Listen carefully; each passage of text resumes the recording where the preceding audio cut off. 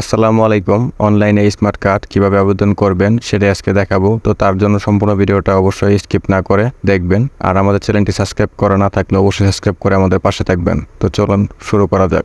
আমি কম্পিউটারে একটি ব্রাউজার ওপেন করে নিচ্ছি। আপনারা চাইলে এই কাজটি মোবাইল দিয়ে করতে পারেন। তো সার্চ বারে ক্লিক করে আমরা লিখবো NID BD।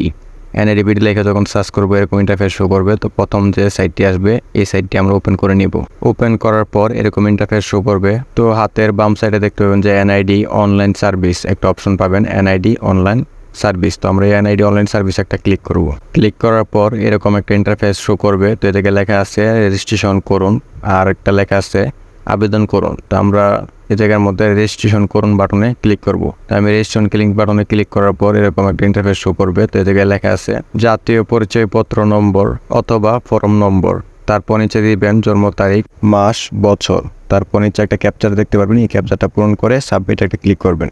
তো আমি এই জায়গা থেকে আমার আইডি কার্ড নাম্বারটা আর জন্ম নিবন্ধন তারিখটা বসিয়ে দিচ্ছি, বসিয়ে সাবমিটে ক্লিক করছি। তো আমার এগুলো বসানো শেষ, এখন আমি সাবমিটে ক্লিক করব। ক্লিক করার পর এরকম ইন্টারফেস শো করবে। তো এই জায়গার মধ্যে থেকে বিভাগ, জেলা, তারপর উপজেলা এটা সিলেক্ট করে দিবেন। তারপর আবারও বিভাগ, জেলা, উপজেলা এটা সিলেক্ট করবেন। সিলেক্ট করার পর পরবর্তী যে ধাপ, এই পরবর্তী ধাপে একটা ক্লিক করবেন।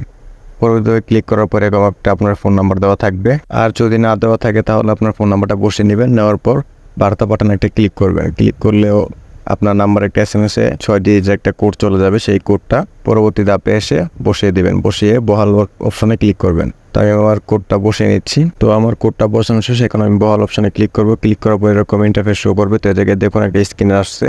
তো আপনার মোবাইলের সাহায্যে স্ক্যান করে আপনার ফেসটা প্রথমে সোজা, তারপর ডান দিকে একবার, তারপর বাম দিকে একবার ঘোরালেই অনলাইনের পরবর্তী ধাপটি পূরণ হয়ে যাবে। পূরণ হয়ে আপনার আইডিটি দেখা যাবে। তো আমি আমারটা স্ক্রিন করে নিয়েছি, স্ক্রিনটা আমি দেখাচ্ছি না, আশা করি সবাই এটা করতে পারবেন। তো দেখুন স্ক্রিন করার পর ঠিক এরকম ইন্টারফেস শো করবে। এই জায়গার মধ্যে দেখুন আমার নাম দেখাচ্ছে, কিন্তু আমার ছবিটা আমি হাইড করে রাখছি, এই কারণে দেখাচ্ছে না। তো আমি এই জায়গায় এগিয়ে যান অপশনে ক্লিক করব। তারপরে ঠিক উপরে দেখতে পাবেন যে রি-ইস্যু নামের একটা অপশন আছে, রি-ইস্যু। তো আমি রি-ইস্যুতে একটা ক্লিক করছি। ক্লিক করার পর ডান সাইডে একটা এডিট বাটন পেয়ে যাবেন। তো এডিট বাটনে একটা ক্লিক করবেন।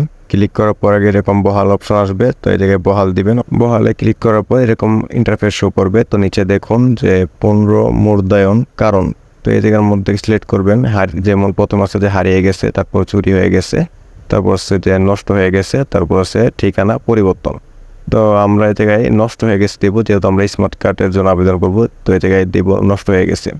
তারপর দেখুন যে জায়গায় জিটি নাম্বার, থানা, পুলিশ অফিসের নাম, তো এগুলো অবশ্যই দিতে হবে না। খেয়াল রাখবেন যে অপশনের উপরে লাল টিক চিহ্ন থাকবে, শুধু সেই অপশনটাই পূরণ করতে হবে। তারপর আমরা আবার পরবর্তীতে একটা ক্লিক করি।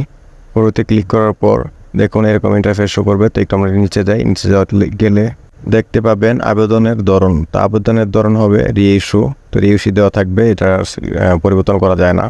তারপর দিতে হবে যে বিতরণের ধরন। তো এই জায়গায় রেগুলার আছে, আর্জেন্ট আছে, তো রেগুলার স্মার্ট কার্ড আছে। তো আমরা যদি স্মার্ট কার্ডের আবেদন করবো, আমরা রেগুলার স্মার্ট কার্ড এটা সিলেক্ট করব।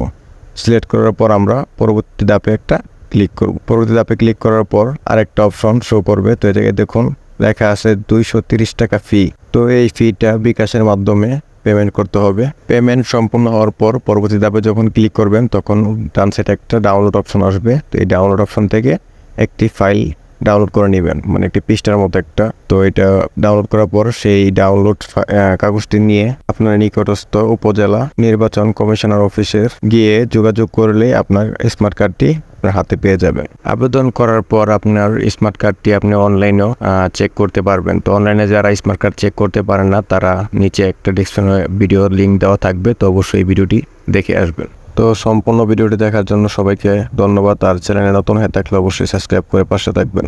আর কারো কিছু জানার থাকলে অবশ্যই কমেন্ট করে জানাবেন। আসসালামু আলাইকুম।